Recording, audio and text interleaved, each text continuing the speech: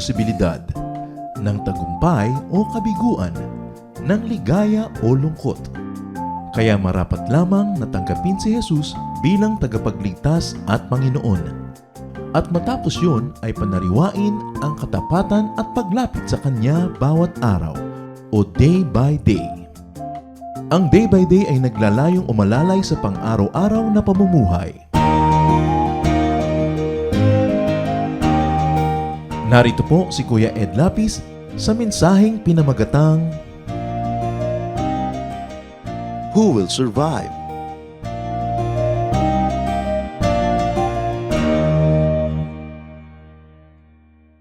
Proverbs 10:25. When the storm has swept by, the wicked are gone, but the righteous stand firm forever. Ang masama daw ay tinatangay ng unos, subalit ang matuwid ay naninindigan ng matibay. Who will survive? Lord, salamat po dahil kayo ay patuloy na nagtuturo, nagpapaliwanag, nagpapalalim ng aming pananalig. Sa sandaling ito, kayo po ang siyang mangusap, kami po inyong turuan, kayo ang tinig na aming marinig, pangaralan niyo po kami. At nawa ang mga aral na magmumula sa inyo, maging gabay sa araw-araw na pamumuhay, magbukas ng aming pananaw at makita namin na iyong kaluwalhatian. Be our preacher, our teacher, O God. We seek you in the name of your Son, Jesus. Who will survive? Laging yan ang tanong, laging yan ang concern ng marami. Pagka dumating ang mga malalaking mga crisis, how do you survive? How do you survive losses? How do you survive reversals in life? Yung mga pagdaan sa mga mahihirap na mga kalagayan. A reversal in fortune broke Job's wife. Ang asawa po ni Job, nung nakaranas sila ng napakaraming pagbabago ng kanilang buhay, nasira ang kanyang paninindigan at pagkatao. Job 2:9-10, his wife said to him, "Are you still maintaining your integrity? Curse God and die." And this happens because changes break or make people. Pwedeng ang pagbabago ay makabuo o makasira sa tao. Changes could really make or break people. And in this instance, the wife of Job was broken. Meanwhile, the same reversal made Job. Naghirap sila, nakaranas ng mga karamdaman si Job, subalit lalo siyang nabuo. He replied to the wife, "You are talking like a foolish woman. Shall we accept good from God and not trouble?" In all this, Job did not sin in what he said. So changes can break or make people. The wife got broken, Job got and become more whole. Because the same heat that melts the wax hardens the clay. Yung mga pagsubok na dumadaan sa person na 1, pwedeng siya ay magiba, meron namang si person 2, lalong tumibay. The same pagsubok. But whatever and however we react, there is something that is sure. Life can be full of changes. Nagbabago ang takbo ng buhay. Hindi ko mo maginahawa ay laging maginahawa, at hindi rin naman ko mo mahirap ay laging mahirap. Hindi dahil laging masaya, puro saya, hindi rin naman puro lungkot. Gumugulo nga, sabi nila, itong wheel ng buhay. At hindi mo alam kung anong pwede mangyari. Pwede ang saya mo ngayon, bukas mas masaya pa. Tapos sa susunod, mas higit pang masaya. O kaya, masaya ka ngayon, bukas pa na malungkot. Proverbs 27:1, you do not know what a day may bring. Walang nakakaalam. Hindi mo alam kung gaano kahaba ang buhay. Sabi sa Luke 12:20, but God said to the foolish man, you fool, tonight you will die. Then who will get what you have stored up? Puro ka ipon ng ipon, puro ka payaman ng payaman, nalimutan mo ang ibang mahalaga sa buhay, kung nabawian ka ng buhay ngayon, sino makikinabang sa pinaghirapan mo? Bakit hindi mo pinakinabangan ang pinaghirapan mo? Iba lang ang makikinabang niyan. Hindi natin alam kung ano ang kasunod ng oras na ito. Because change keeps happening. Laging nagbabago. But though some details change, some general factors, some general configurations do not change. Merong sobrang nababago, meron ang liit-liit ng pagbabago. Tulad ng nakaikot na sa orasan ng buong 360 degrees yung kamay na pang seconds, pero yung kamay na pang minute, 1 degree pa lang ang ginalaw nun. Kapraso pa lang ginalaw niya. Samantalang nakaikot na ng buong ikot yung hand ng seconds. Meanwhile, nakaikot na ng buong ikot yung hand for minutes, kapraso lang iginalaw nung for hour. Ganun. May mga malalaki, may mga maliliit na nangyayari, pero laging may nangyayari. Ecclesiastes 1, 5-7. The sun comes up, the sun goes down, it hurries back to where it started from. So you think nothing changed, but the position of the earth has changed in relation to the sun, and the position of the sun had changed in relation to the entire galaxy. Maraming pagbabago, maliliit at malalaki. The wind blows south, the wind blows north, round and round it blows over and over again. Iyan ang isang nature ng kalikasan paulit-ulit. All rivers empty into the sea, but it never spills over. One by one, the rivers return to their source. Ang lahat daw ng tubig ng mga ilog ay pumupunta sa mga dagat, nagiging maalat, mag-evaporate, magiging ulap, uulan uli, magiging fresh water na naman sa mga ibabaw ng bundok, pupunta na naman sa ilalim ng lupa, magiging spring, tapos lalabas sa mga ilat, sa maliliit na mga batis, hanggang maging ilog uli, paikot-ikot ang tubig. Nasabi nila, wala ni isang patak ng tubig na nawala o nadagdag dito sa ating planeta mula no ito'y nilikha. Ecclesiastes 1:4, generations come and generations go, but the earth remains forever. Nagiging personal pagka namatay ang mahal mo sa buhay, pero kahit na magkamatayan lahat ang napakaraming tao, may mga isinisilang naman, merong lumalaki, may papaliit, may papatanda, at merong pumupunta na sa second childhood nila, may lumalaki ang katawan, may umuurong dahil tumatanda na, but the earth remains constant. Kahit pa nga ang isang tao ay bumalik sa alabok ang kanyang katawan, nasa earth pa rin. Kahit umalis yun sa alabok, pumasok sa puno ng papaya, nakain ng tao, pumasok sa katawan ng tao, nasa earth pa rin yung element. And no matter who gets born or who dies, the genetic pools of humanity remains the same. The composition of the earth remains the same. Some things change, but many things just remain as they are. But even if the earth changes, or even if the earth seems to change, it does only in constant cycles. Cycles, mahalagang word, mga kapatid. Kuminsan, sinasabi mo, ay, papaginaw na, doon sa mga panahon na lugar na may winter. Pero cycle lang yun. Mamaya, aaraw na naman, iinit na uli. Aaraw, lalamig, iinit, paulit-ulit lang. So wala naman talagang natatapos. Everything is eternal. Everything is endless. And even science, or many branches of it, especially geology, points to 5,000-year cycles of the planet. Nasabi nila, every 5,000 years and then every 10,000 years, nagkakaroon ng major changes and rebirth and reordering of the planet in the planet. Kaya ngayon, takot na takot tayo sa global warming, natutunaw ang mga yelo. Napakarami nang natunaw noong unang panahon. Kaya nga yung mga sinasawag na land bridges ay lumubog sa tubig noon. Kasi may natunaw na. Bago pa itong ngayon. At nanatili naman ang mundo. Nanatili ang buhay? At kung sakali magkatunawan na uli yan, sinong sasabi na ang kasunod naman ay magpi-freeze uli sila sa North and South Pole. Paikot-ikot ang buhay. Huwag sobrang matakot yan sa global warming. Let's do what we can to preserve the environment. But many things are beyond our control. Life gets born, life as it is known dies, and that gets reborn.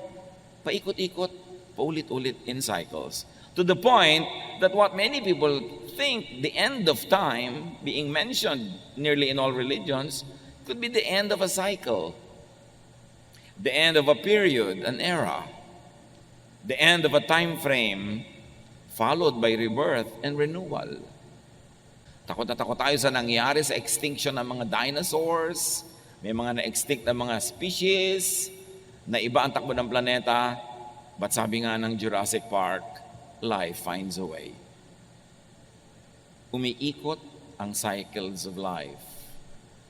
Yung kinakatakutan natin na end of time, end of the planet ba yun o talagang end of time? At anong ibig sabihin ng time? Katulad sabi ni Jesus sa Matthew 28:20, I am with you always to the very end of the age. Hindi sinabi ni Jesus to the very end of the planet.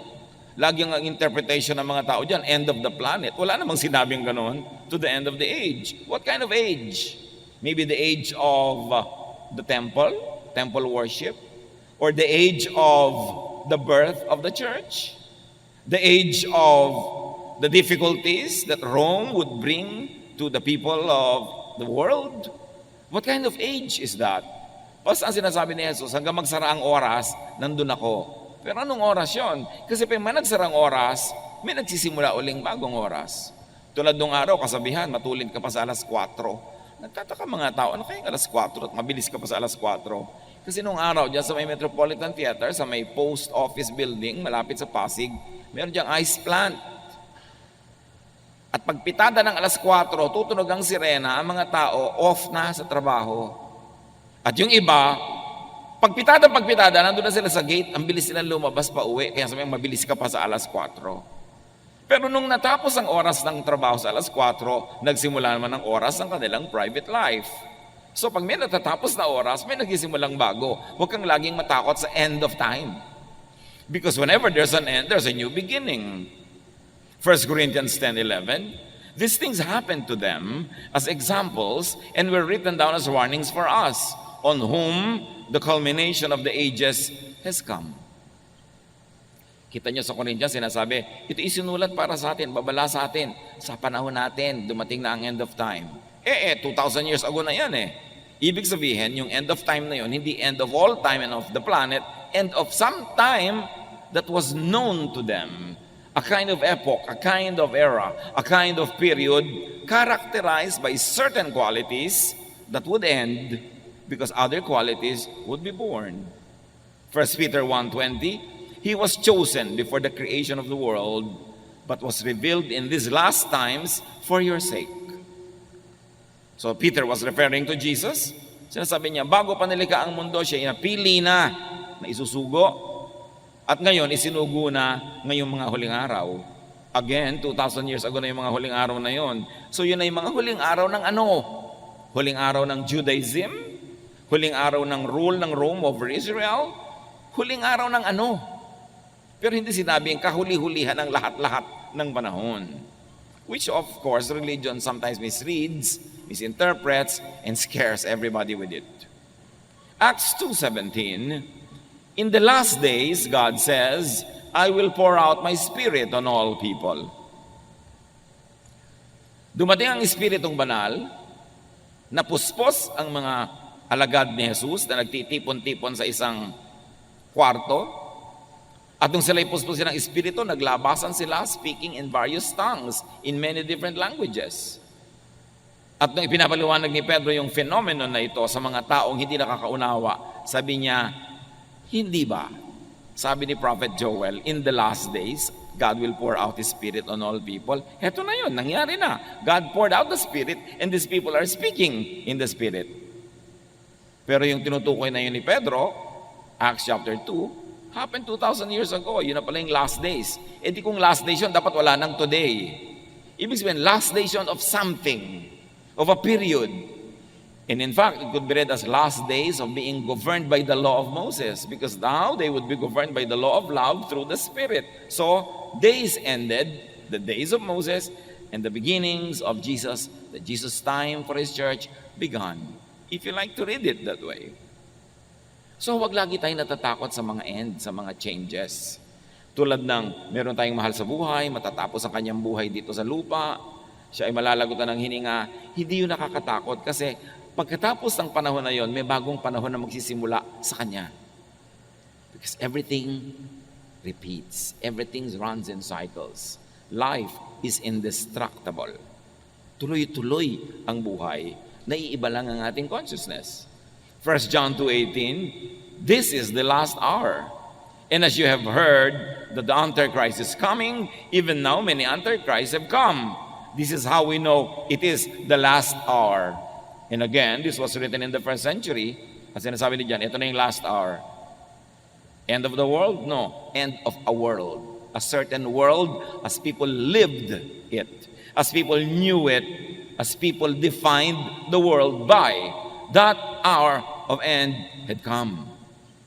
The beginning of the age of the Spirit became very, very clear. 2 Timothy 3:1, but mark this, there will be terrible times in the last days. And if you like to look at the history of Israel, the context of all of these writings, those last days were the last days of Israel as a nation under the temple, because Rome destroyed the temple and Jerusalem and dispersed all the Jews. So that age ended. Not the world, not the planet. So changes. Huwag tayong matakot sa change. Hindi naman natin kayang pigilin. Ayan, ang mga anak mo lumalaki na. Daddy, hindi na tayo ang kausap ng mga anak mo kung sino-sino na kausap sa text. Darating eh. Kaya naman dapat yung mga bata marunong mag-assure sa mga magulang na bagamat nagkakaroon sila ng mga kaibigan, may mga iniibig-ibig sila dyan, na yung magulang nila, priority pa rin mahal nila para hindi matakot yung mga magulang sa change. Lalo pag may mga anak na nag-asawa, biglang ang tao na lang sa mundo yung asawa niya. Nakalimutan na yung magulang. So, merong time na nag-change, nag-end. What was that? Nag-end na ang panahon na anak natin siya. Naging asawa na lang siya ng iba. So, dapat yung ganun mga kind of changes, kinukusyon natin yung impact at binibigyan natin ng assurance ang mga stakeholders in our lives na tuloy ang buhay. May naiba lang na elemento, a certain element of that world ended, but a new world begins. Dati, ako lang po ang anak nyo, ngayon nag-asawa na ako, dalawa na kami. Hindi nyo siya naging kahati sa aking pagmamahal, kundi naging katulong ko pa sa pagmamahal sa inyo. Dapat ganun yung mga assurances para hindi natatakot ang mga tao sa change, kundi nagiging beneficial pa nga yung change. Ecclesiastes 3:1, there is a time for everything and a season for every activity under heaven. At inisa-isa yon, there's a time to be born and there's a time to die. Walang katakataka doon. So, pag tinignan nyo ang isang bagay with your naked eye, parang walang nangyayari. Pero pag tinignan nyo sa microscope, ang dami pala nangyayari. Kahit yung kalangitan, pag tinignan nyo with the naked eye, parang the same naman lahat. Pero pag nag-telescope ka, ang dami pala nagagalawan dyan, ang dami mga nangyayari. So nasa pananaw lang natin yan. Kailangan nakikita natin, na-appreciate natin ang mga paggalaw ng mga planeta, ang paglubog ng araw, dahil para sumikat uli siya, from the point of view, of course, of the rising and the setting of the sun. But life is about change and also non-change. Some things change, some things do not. When change comes, those with set ways will be unable to bend with the wind. Ang mga sobrang pinanigasan na ang paraan ng pag-iisip, ayaw nang baguhin. Pinanigasan na ang paraan ng pamumuhay, ayaw nang ibahin. Pag dumating ang pagbabagong hindi maiiwasan, hindi sila makayuko sa ihip ng hangin tulad ng kawayan, pwede silang mabali o matumba pag ihip ng hangin. Kaya matibay ang kawayan, anumang bagyo, yumuyuko lang sa hangin, sumasayaw, pagkatapos ang hangin, tayo uli. Pero yung mga nagmamatigas, yung mga sobrang titibay daw na puno, pag mas matibay yung hangin na dumadaan, nabubunot sila o natutumba o nababali. Ganon din ang tao. Pag hindi ka marunong lumaro sa panahon, ikaw ay isang magulang, nag-asawa na ang anak mo, hindi ka marunong sumabay at sumayaw sa panahon, gusto mo everything's the same, makikipag-compete ka pa sa iyong manugang, pwede kang manalo, pero malamang na matalo ka. Kasi hindi ka sumasabay sa ihip ng hangin, may pagbabago sa buhay ng iyong anak, nagkaroon siya ng asawa, enjoyin mo yon, mag-accommodate ka nun, huwag mong labanan. Kasi yun ay isang uri ng pagbabagong di maiiwasan. Dumadating ang panahon na ang tao ay tumatanda, hindi na niya kayang umakyat ng mga kung ano-anong matataas, nahihirapan na siya magbiyahe, tapos sa panahon pa na yun mo ipagpipilitan na gawin ang mga hindi mo ginawa nung araw, mahirap gawin. Because for everything there is season and a time for every matter under heaven. Kaya mahalaga rin naman sa ating mga magulang, yung mga bata, hayaan natin maging bata. Pagkabataan na, hayaan maging kabataan, kasi may panahon para sa lahat. Pag lumipas ang kabataan na yan, pag ginawa niya yung pagmatanda na siya, ang anong gagawin niya? Magbabata-bataan siya. Medyo alangan na. Kaya dapat pinapayagan natin ang mga tao na kung anong hinihingi ng panahon, ng estado, ng lagay ng kanilang buhay, ay maganap. Let us not advance children to adulthood. There's a lot of time to be old. Let children be children and do not rob them of their childhood. When change comes, those with set ways will have a hard time surviving or thriving. Rigid habits could become gods. Kaya ang hirap-hirap magbiyahe ng mga taong kailangan ito ang unan ko, kailangan ganito ang kama ko, kailangan ganito ang iniinom ko sa umaga, kailangan, sa bahay ka na lang, hindi ka na pwede magbiyahe nun. Kasi pag nagbiyahe ka, merong maiiba. Habits could become gods. Kaya tiyakin natin ng mga kapatid na yung mga habits din natin, tayo ang Panginoon ng habit, hindi yung habit ang Panginoon. Yes, nakasanayan mo na matulog sa ganung oras, pero mga panahon hindi pwede yon. So dapat ma-control mo yung sarili na mag-adjust sa panahon kasi may panahon na dapat talagang ibahin yung habit. Traditions, lifestyles, religiosity, even very stiff religious doctrines could become prisons. Like rigid habits. Nakukulong ka. Hindi ako pwedeng kumain yan kasi ganitong araw ngayon. Hindi ako pwedeng kumain yan kasi ganon-ganon. Nakukulong ka. Imbes ang dami mong nakakain tuloy, nagkakaroon ka ng limitasyon. Yung mga certain lifestyles na kailangan ganito lamang ang aking kakainin pag umaga. Paano kung wala ka sa bahay mo? Rigid habits could become liabilities.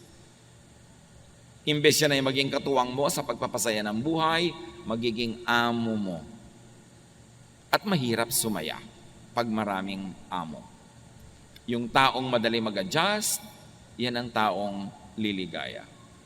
Kaya pati ang bata, kahit kayo mariwasa, sinasanay nyo ko minsan na kulang ang kanyang pera, hindi nabibili ang kanyang lahat ng gusto mo, hindi siya laging masaya, hindi siya laging pahingan, pinapagod nyo rin kahit na may mga kasama kayo sa bahay, binibigyan nyo ng mga trabaho. Kasi sabi ni Balagtas, lagi natin binabalik-balikan ang ilang linya sa Florante at Laura at namnamin natin, bagamat marami sa mga ibang salita nito yung matandang Tagalog, pero hindi naman mahirap maintindihan. Ang taong magawi sa ligaya at aliw, mahina ang puso't lubhang maramdamin. Inaakala pa lamang ang hilahil na darat ni di na matutunang bathin. Ganon daw ang puso na masanay sa saya, sa tuwa, nagiging sensitive. Ini-imagine pa lang niya ang darating na trouble, hindi na niya malaman kung paano magsusurvive. Para ng halamang lumaki sa tubig. Dahoy nalalanta, munting di madilig. Ikinaluluoy ang sandaling init. Ganyan din ang pusong sa tuway maniig. Yan daw, puro sanay sa saya, sa ginhawa, parang halamang babad sa tubig. Subukan mong mawala yung tubig, tuyo agad. Mabuti pa yung cactus, kahit isang linggo ng tuyo, buhay pa rin. Kasi sobrang nasanay sa ginawa. Sabi nila, ibang-iba na mga bata ngayon. Pero ang totoo, ibang-iba ang mga magulang ngayon. Sobrang magpasunod. Yung tatay at nanay sa umaga, yuyuko na sila sa lupa dahil lalabas ang anak nila sa kwarto. Sambahin ang anak. Napakaraming ganon. Munting kahirapay, mamalaking dala. Dibdib palibhasa, di gawang magbata. Hay bago sa mundo'y walang kisap mata, ang tao'y mayroong sukat ipagdusa.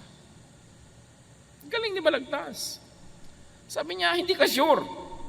Isang kisap mata o kalahating kisap mata pa lang, kalahating kurap mo, pwedeng maiba ang iyong fortune, maiba ang iyong buhay.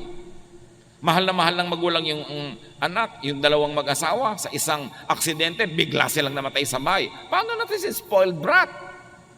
Magulang lang nagtsatsaga sa mga spoiled. Babatok-batukan lang yan ng mga tiyo-tiya nila pagka bigla nilang kailangan alagaan yun dahil pinalaki nyo sa sarap. Kailangan sinasanay. Ang bata, tinuturuan mo makisama.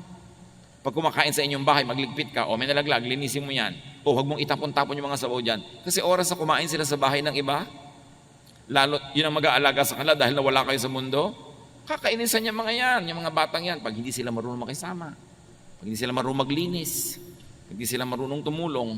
So train them for their own survival. Because life can change. Reversals can happen. Fortune could become misfortune.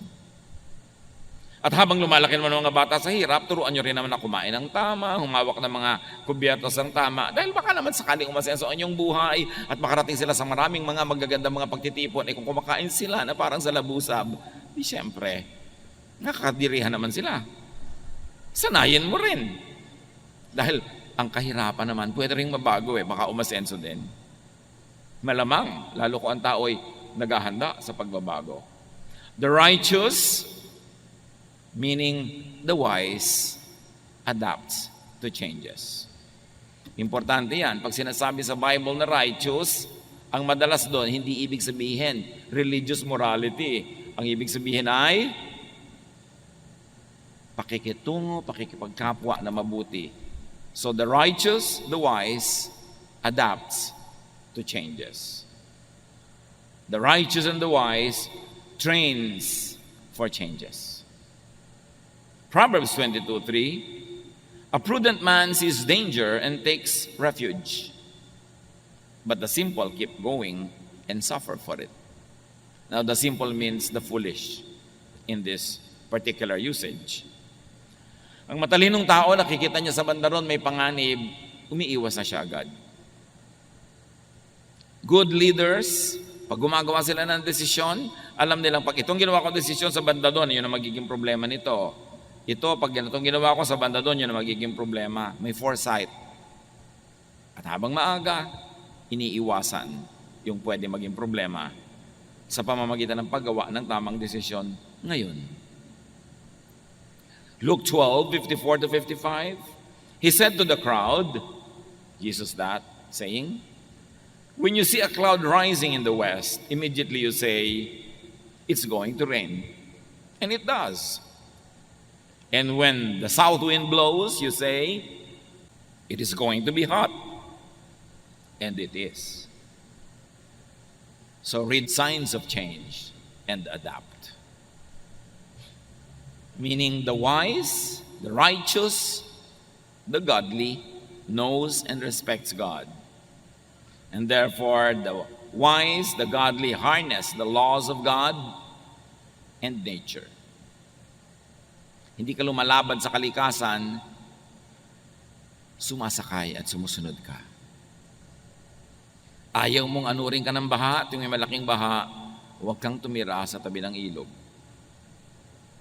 Ayaw mong abutin ng baha ang iyong sahig, itaas mo. Ayaw mong tamaan ng hangin ang iyong bahay, doon ka sa gilid ng mga bundok na may babangga sa hangin at hindi yung bahay mo. Igalang ang kalikasan. Romans 1:20, for since the creation of the world, God's invisible qualities, His eternal power and divine nature have been clearly seen, being understood from what has been made, so that people are without excuse. Wala daw excuse ang mga tao kasi ipinakilala ng Diyos ang sarili niya sa pamamagitan ng nilikha niya.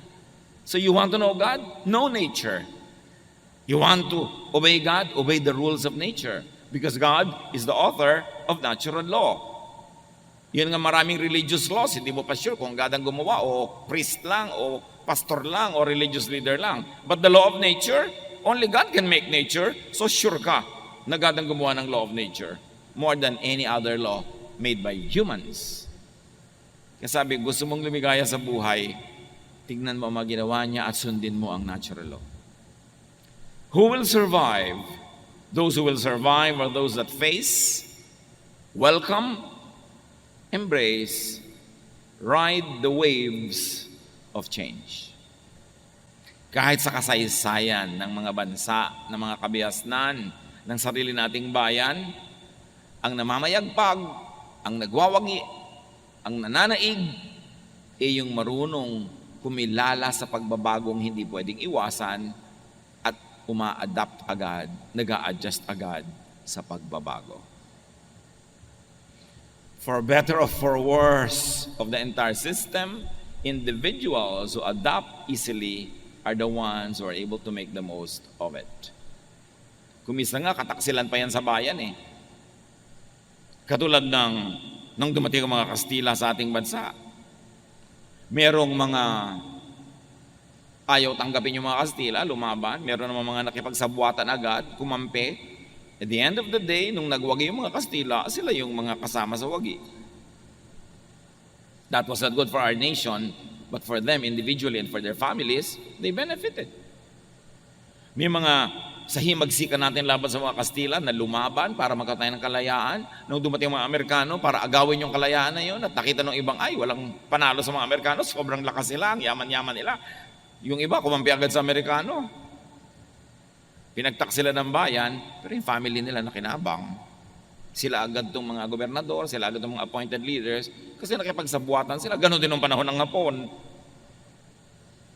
Ngayon, you should let your morality dictate how you would adapt to changes. Maninindigan ka ba para sa tama o kakampi ka agad sa mali dahil lang parang siya yung mananalo? Dapat alam mo lang na, yes, maraming pagbabago sa buhay. Ano ngayon ang gagawin mo sa mga pagbabagong ito? Saan ka dapat manindigan? Kaya naman yung mga nagkampihan agad sa Hapon, nung bumalik ang gobyerno ng Pilipinas, nung sinakop muli ng mga Amerikano ang Pilipinas at nakuha uli sa Hapon, sila na naman yung amo, o ipinagkukulong naman yung mga kumampi sa Hapon. Kasi po bago-bago ang mga pangyayari. The progressive survives more than the conservative. Kasi yung conservative, buong karuman, tikuhan niyang niyayakap yung papaalis na o wala na, habang tinatanggihan niya yung nandyan o yung paparating. So ang mangyayari, pag naghari yung paparating, wala siyang hawak, kundi yung lumipas na, natapos na. Those that learn to make the most out of any and every situation will survive. Those that adapt, those that teach themselves to be satisfied with the best that could be available at the moment. Philippians 4:11-13. I am not complaining about having too little. I have learned to be satisfied with whatever I have. I know what it is to be poor or to have plenty. And I have lived under all kinds of conditions. I know what it means to be full or to be hungry, to have much or too little. Christ gives me the strength to face anything. Yan sinabi ni Paul. Sa meron at wala, sinisikap kong maging makabuluhan at kung pwede pa'y maging masaya. Pinalalakas ako ni Jesus para harapin ang hindi pwedeng talikuran, tanggapin ang hindi pwedeng tanggihan, hayaang mangyari ang hindi ko kayang ibahin. Ang malulungkot sa buhay, yung lagi ang hinahanap ay wala. Daddy, mag-abroad ka na, wala tayong kapera-pera. Tapos ang nag-abroad, Daddy, miss na kita. Pinag-abroad na eh. Di ba? Tingnan mo na lang yung picture. Total, marami na ngayong paraan para mag-usap kayo. Pero huwag mo siyang lagi, I miss you, tuloy uuwi na. Pag umuwi na, ba't umuwi ka na? Enrollment na. Hindi na malaman ng tao kung saan siya pupunta. Meron naman gusto mag-abroad. Pag nasa abroad na, naku, miss ko ang puto bongbong, naku, miss ko ang kamet chile, miss ko ang siniguelas. Nag-abroad ka eh. Di kumain ka ng pumpkin. Kumain ka na kung ano-ano dyan. Hindi yung nandun ka, ang iniisip mo nandito. Pag uwi mo naman dito, ang init-init naman dito, mabuti pa sa Canada. Yung iba pa, mabuti pa sa Canada. Di ba? So, nandito ka. Pag nandito ka, enjoyin mo dito. Pag nandun ka, enjoyin mo. Hindi yung kung nandun ka, ito iniisip mo, nandito ka, yun ang iniisip mo. Kahit sa ka pumunta, sala sa init, sala sa lamig, lulungkot ka lang. Dapat kung ano yung katotohanan na hindi mo pwedeng palitan o pinili mo pa nga, tanggapin mo nang sumaya ka. Proverbs 10:25, when the storm has swept by, the wicked are gone, but the righteous stand firm forever. Again, yung wicked dito at yung righteous, hindi moral yon. You could read it in original language and it will accommodate that righteousness here doesn't mean religious morality. It means wisdom. The wise will stand forever, the foolish will be destroyed. And wisdom is being one with time, in unison with creation, with nature, with the season. Kung ano yung panahon, yun ang tanggapin mo at sikapin mong maging masaya. Proverbs 26:13, the sluggard says, there's a lion in the road, a fierce lion roaming the streets. Yung daw tamad, yung mabagal, yung patay-patay, may nakitang leon na nasa kalsada, sabi niya, ay may leon, nakakatakot na leon, pero wala naman siyang ginawa. Tapos lalabas pa siya, nakain siya tuloy ng leon. Dapat may ginagawa ka. Huwag mong tatanggapin ang sitwasyon na gano'n na lang. Huwag mo sasabihin, ganyan lang talaga yan. Kasi pag ganyan lang talaga yan, sinabi mo na, ibig sabihin, wala kang babaguhin. Dapat pag hindi maganda ang sitwasyon, hindi mo sinasabing ganyan lang talaga yan. Ang dapat mong sabihin, dapat hindi ganyan. At may gagawin tayo para maiba yan. Then may iba mo ang iyong buhay. Pero yung naku, wala akong magagawa. Sa salita mo pa lang, nag-decide ka na walang magagawa. Ano pang magagawa mo sa tunay na buhay? Dapat sabihin mo, no, may magagawa tayo para ibahin yan. Para maiba mo ang iyong buhay. Pero pag nagawa mo na ang lahat ng kayang gawin, sagad na, nando na, wala ka nang ibang pwedeng gawin, tanggapin mo na and be happy with it. That's how you will survive. Ecclesiastes 7:10, do not say, why were the old days better than this? It is not wise to ask such questions. Hindi daw mabuting laging nagdadrama na buputi po nung the good old days, the good old days. Tapos na yon, magpagulong-gulong ka man dyan, hindi na babalik yung days na yan. Ang gawin mong atupagin mo, make these days good. Huwag kang magdramang bukid ka, titingin doon sa tapos na, puro romansa, puro mga sentimiento. Walang mangyayari sa buhay mo. Kailangan, if the days were good, those days, you make these days good also. But stop dramatizing the good old days. Just ride with the times. No, kung nung araw, nung buhay ang atin nyo, ganito, ganoon, ngayong wala nang atin nyo, ganito na. Wala na eh. Adjust, adapt. Pag lagi mong inuulit-ulit yan, maiinis pa sa iyo mga iba mong anak dahil lagi mo dala sinasabi, yung nung nandito ang atin nyo, nung buhay ang nanay nyo, ganyan. Ngayon, wala na nga. Paano? Anong gagawin mo? Adjust. So you will survive. So you will thrive. Ecclesiastes 7:14, when the times are good, you should be cheerful. When the times are bad, think what it means. God makes them both to keep us from knowing what will happen next.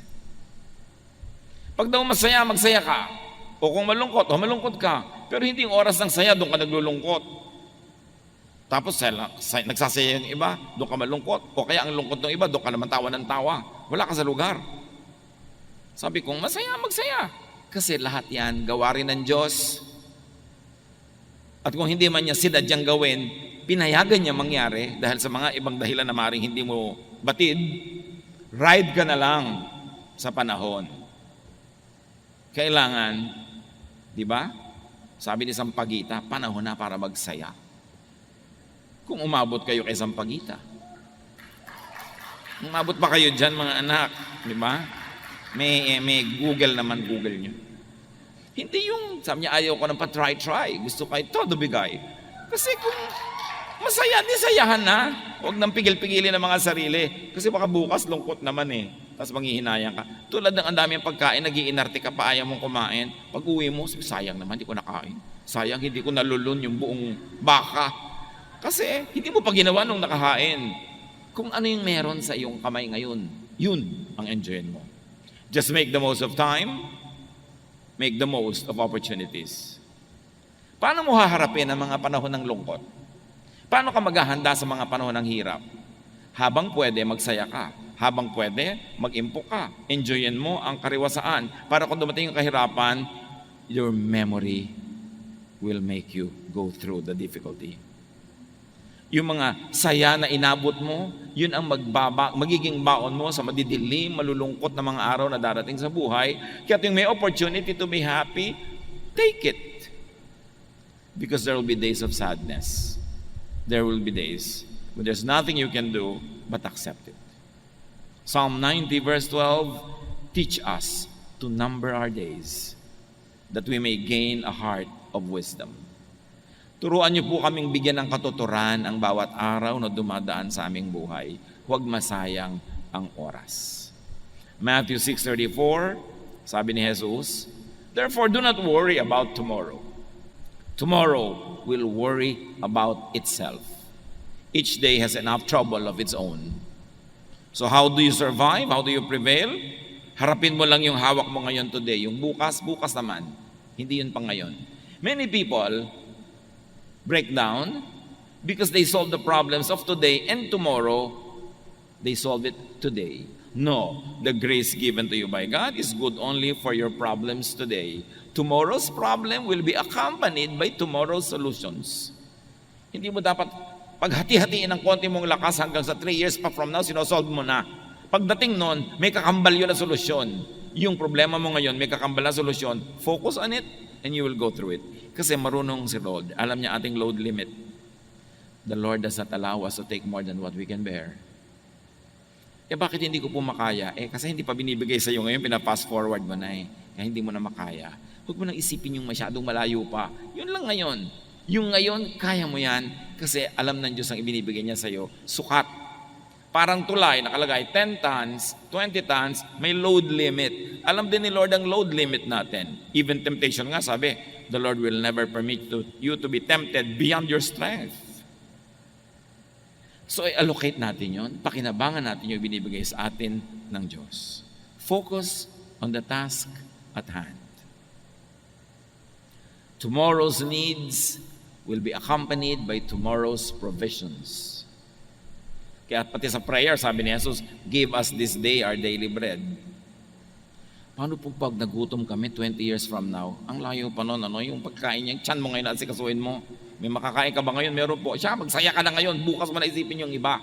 Hindi ibig sabihin na huwag kang magplano, huwag kang maging good planner sa buhay. Pero plan, but do not worry.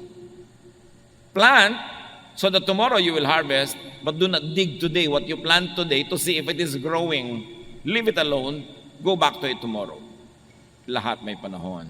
Face challenges one at a time. That is how you survive. Nakita nyo ang tulay, ang load limit, 10 tons. So pag may dumadaang truck na 10 tons, kaya niya. Pero yung 3 truck na sabay-sabay na dumaan doon, guguho. Kasi hanggang 10 lang Tayo din may limit. So face your challenges one at a time.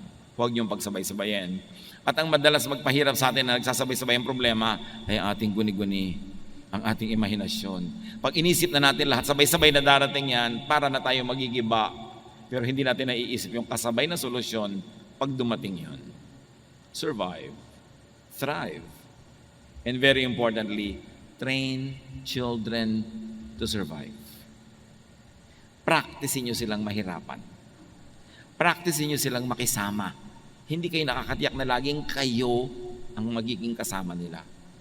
Turuan nyo sila sa hirap at ginhawa para maging sanay sila anong nang dumating sa buhay. At whatever happens, they too will survive.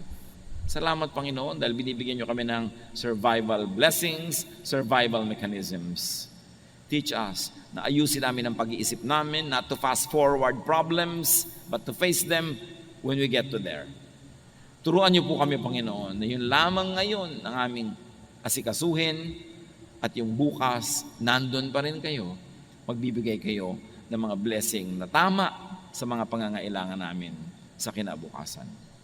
Pagbulay-bulayan natin ang lahat ng ito, hanapan ng personal application sa buhay. Lord, as your people bow in prayer, in silence, let your voice finish the message, customize it for each one, make it personal. Be with the Lord in silent reflection.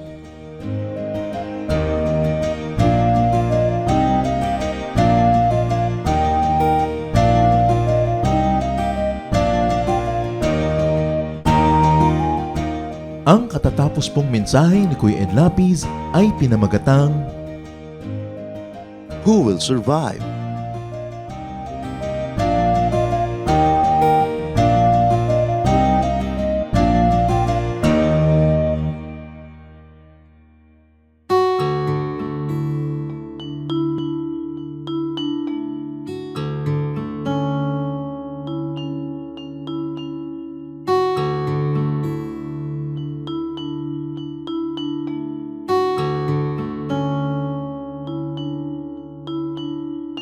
Pagmamahal mo sa akin, o kahirap malirik.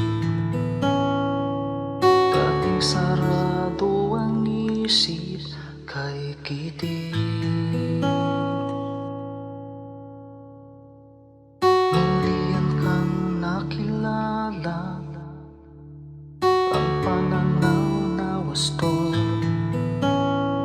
Unawa sa kapwa-tao, nais mo. O Jesus, ang iyong pag-ibig ay hindi nagtatangi. Puso ko ay nagpupuri, tingin pagluwalhati.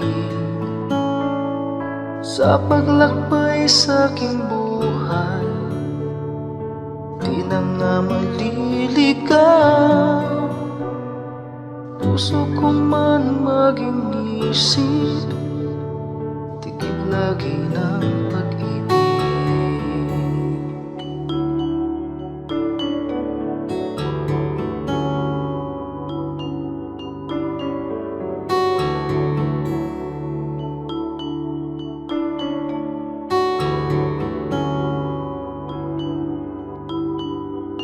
Kung ako'y magsalita man, wika ng bawat tao.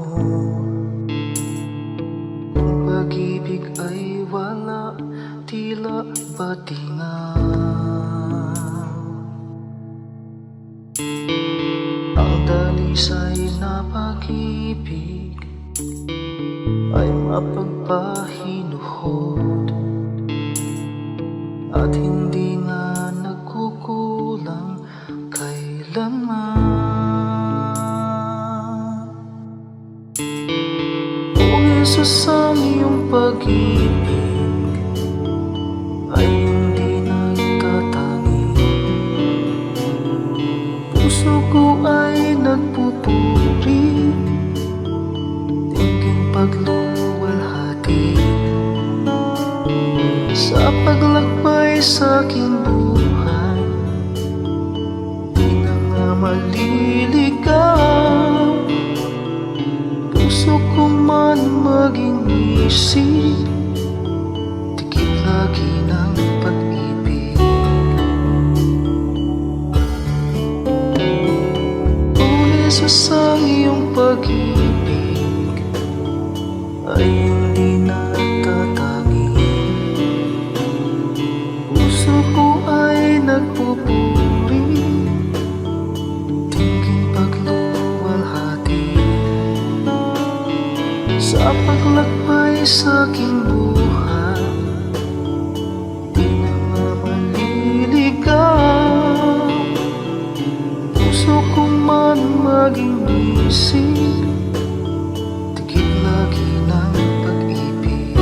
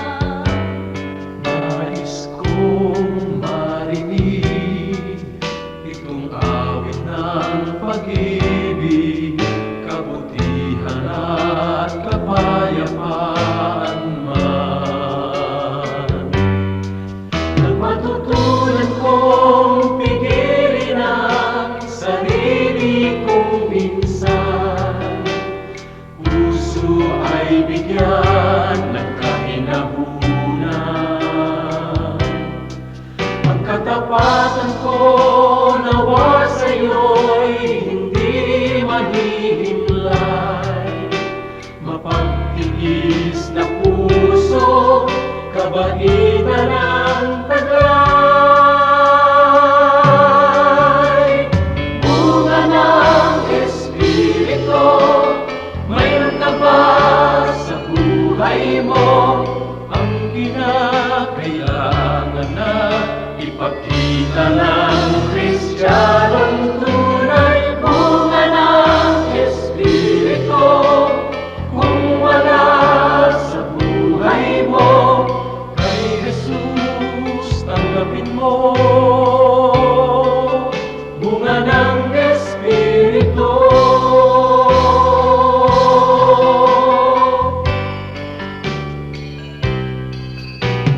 Kay Jesus tanggapin mo. Bunga ng Espiritu.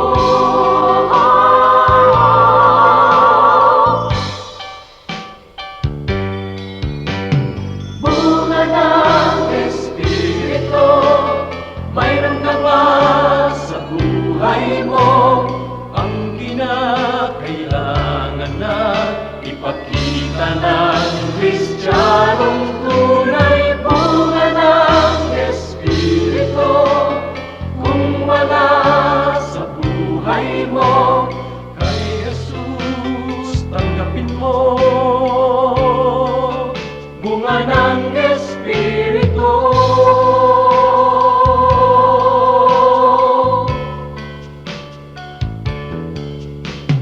Kay Jesus tanggapin mo. Bunga ng Espiritu.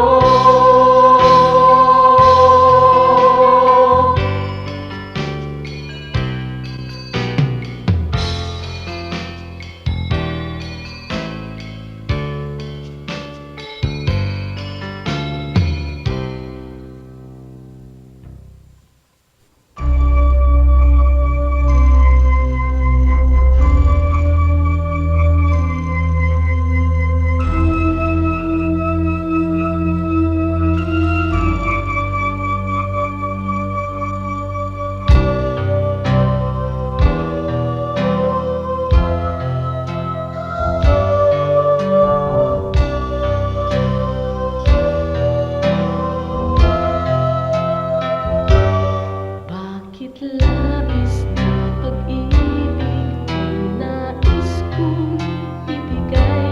Magmula ng tanggapin ko si Jesus sa aking buhay. Noon ng Diyos sa puso ko'y isang katang-isip lamang. Ngunit ngayon siya ay katotohanan.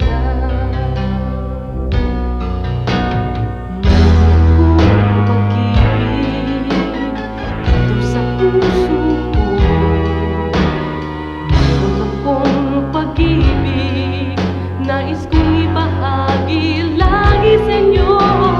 Mayroon akong pag-ibig na hindi mamamatay. Mayroon akong pag-ibig, ito ay panghabang buhay. Labis-labis na pag-ibig ang sa'yo'y naghihintay. Pag sa puso'y tanggapin mo si Jesus na siyang buhay. Noon ng Diyos sa puso'y isang katang-isip lamang. Ngunit ngayon siya ay katotohanan.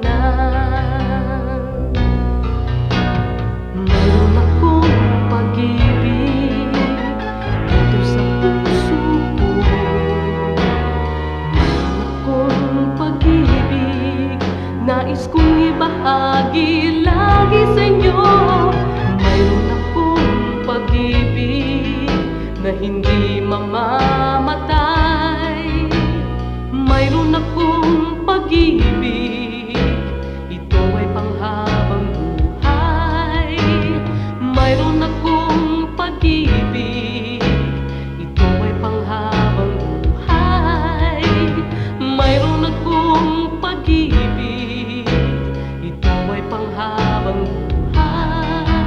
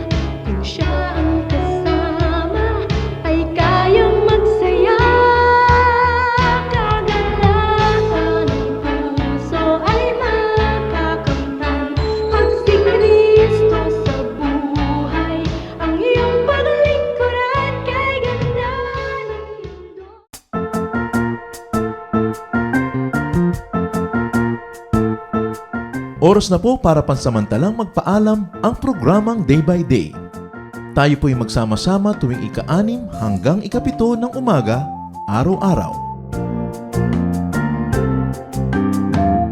Magandang umaga po at mabuhay ang Panginoong Hesus!